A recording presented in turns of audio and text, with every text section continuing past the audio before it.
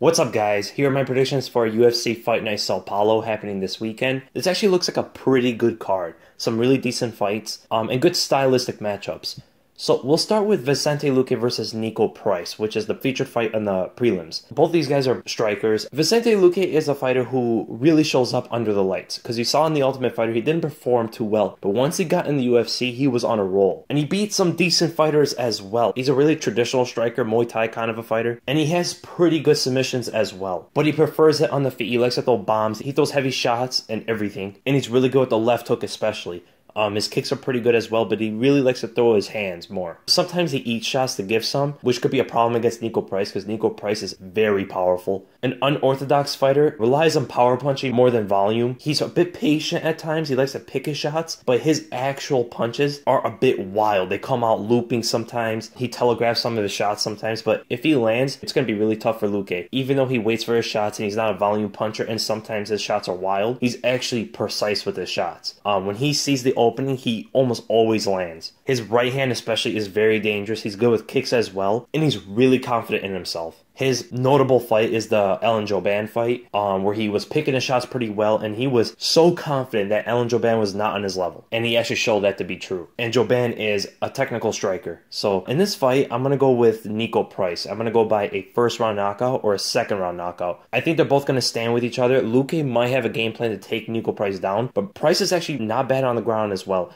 You saw it in the Brandon Thatch fight. But I do think that eventually Luque might abandon that game plan and stand with Nico Price, and you might get a slugfest here. But I'm going to go with Nico Price. I think he's going to pick that shot. I think he might land the right hand through the guard of Luque as Luque's trying to block his shots. Then we go to the main card, John Lineker versus Marlon Vera. This should be a very interesting fight. John Lineker, who is probably the most powerful guy in the whole bantamweight division. I mean, he really busts down his mouthpiece and he tries to knock you out with everything. He's not that technical. He's a very small bantamweight. He's 5'3", but man, can he pack a punch. He's a bit slow as well, which is kind of weird because he is a small bantamweight, but he doesn't have that speed. He just relies on his power and his toughness. And his chin is as durable as it can get. When you saw him fight TJ Dillashaw and any other fighter really, no one was really able to hurt him. I've never seen John Lineker stunned, and he always tries to get in these trading exchanges. But never did I see him stunned or stumble from a shot. Even TJ Dillashaw broke his jaw in the fight, and John Lineker was still laughing and smiling when he was getting hit. He busts down his mouthpiece, he puts his head down, and he just throws haymakers at you. He wings them so hard. His uppercuts are the same thing. Sometimes he'll throw the jab, but most of his shots are just haymakers. But he is really good at cutting the opponent off when he gets him on the cage, which could be the case in this fight. Because I don't think Marlon Vera is going to want to stand in front of John Lineker. I see Vera moving around the cage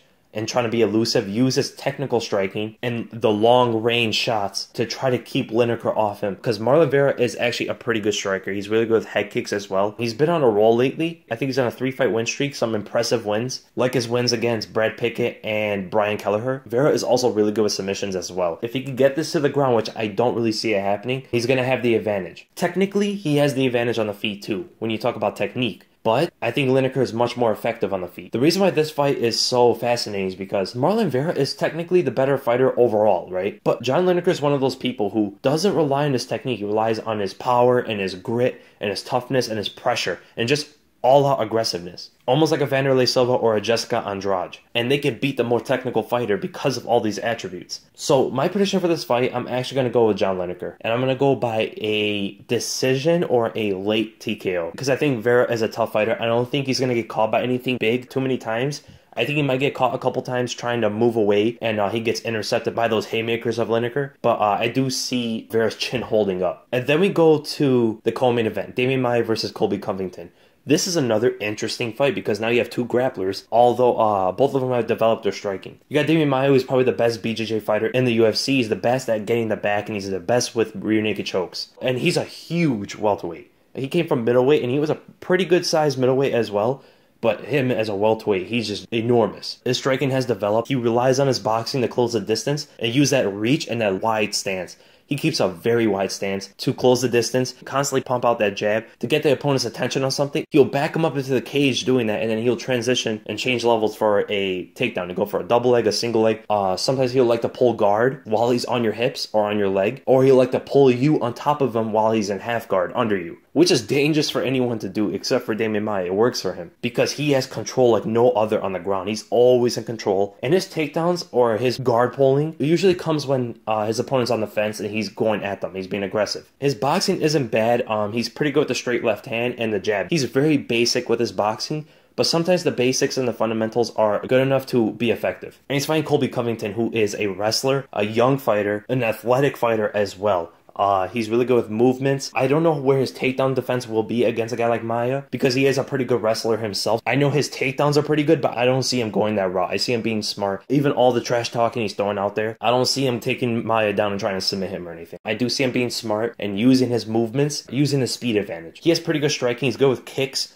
His striking is also very basic and fundamental, but then again, like I said before, the fundamentals can be very effective. The 1-2 roundhouse kicks, the straight shots. I mean, he throws similar strikes as Demian Maia throws, but he actually throws a little bit more. He has more variety on the feet. In the past, he relied a lot on that overhand left and the right hook, sometimes in combinations. He likes to lower his head a little bit too much sometimes. Maybe those looping punches can help him, but if Maia goes right under them and changes levels under the overhands and under the hooks, it could be very dangerous for Covington. So my prediction for the fight, I'm actually going to go with Demian Maia. I don't think Colby Cummington is going to be able to stop all the takedowns from Demian Maia. I see him maybe stuffing or getting away from the first couple, but I do see chain wrestling and Demian Maia just grabbing a hold of Covington and actually getting him to the ground when Covington's least expecting it. And then transitioning on Covington as Covington is trying to pop up really quick, because I think Covington might have that problem of not being comfortable on his back, so he might pop up and try to stand up from his base. And I do see possibly Maia getting control of his back and getting the rear naked choke, probably somewhere in the second round. I do see Covington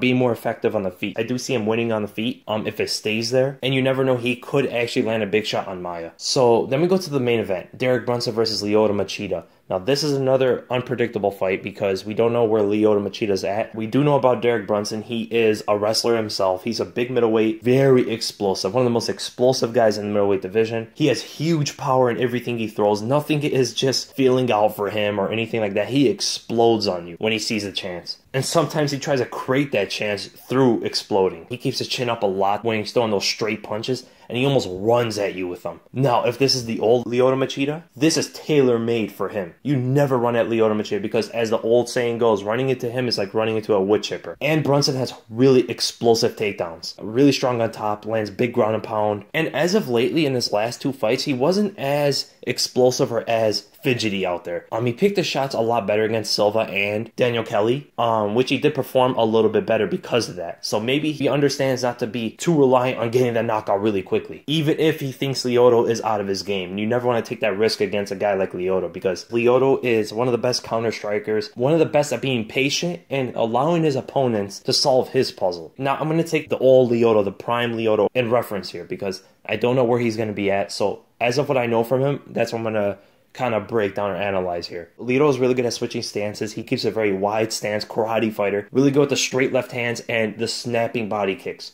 His kicks are not telegraphed at all. He throws traditional karate kicks where he don't step with them. You just throw them from where you are. And he's finished some people throwing those. And he throws side kicks to the leg, but it's almost like he's stomping really quickly. Not too much power, but it's a lot of speed. And that's also with the shots that he knocks people out with. It's not so much that he's some powerful fighter. He's so quick and he catches you with these laser precise shots. And just puts you away. And that's really more important than power, I think. Because Derek Brunson might have the more power, but the more knockout ability or the more danger on the feet is from Lyoto shots because of how precise and how quick they are. And he has really good takedown defense because of that movement, and his hips are so strong because of his karate stance and his style, and also from sumo. He does have a sumo background. But when he gets taken down, he hasn't shown too much. When he gets taken down, he kind of stays there and tries to pop up, but he has trouble down there. Against Yoel Romero, against Chris Weidman, you've seen him have a lot of trouble on the ground, couldn't really do much. And I know he's a black belt on the ground, but it doesn't really translate. He's one of those guys that has this black belt and has been a black belt for a while, but it doesn't seem to translate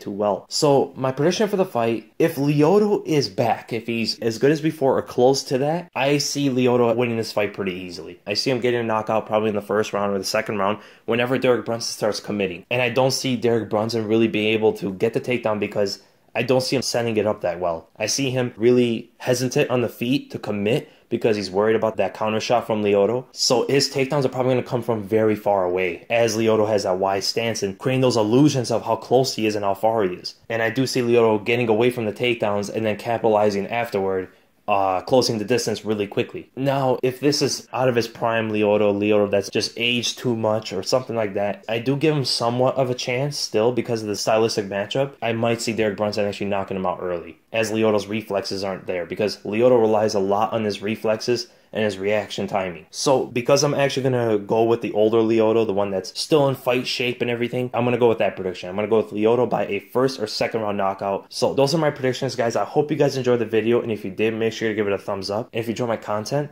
make sure to subscribe. For my next video, I'm going to break down one of the fights on the card. Be on the lookout for that. And my podcast, I want to either get it out before UFC 217, like a couple days before that, or the week after. I'm still working on some things on that. And make sure you guys watch this card. This is a really good card. So again, thank you guys so much for watching, and I'll see you in the next video.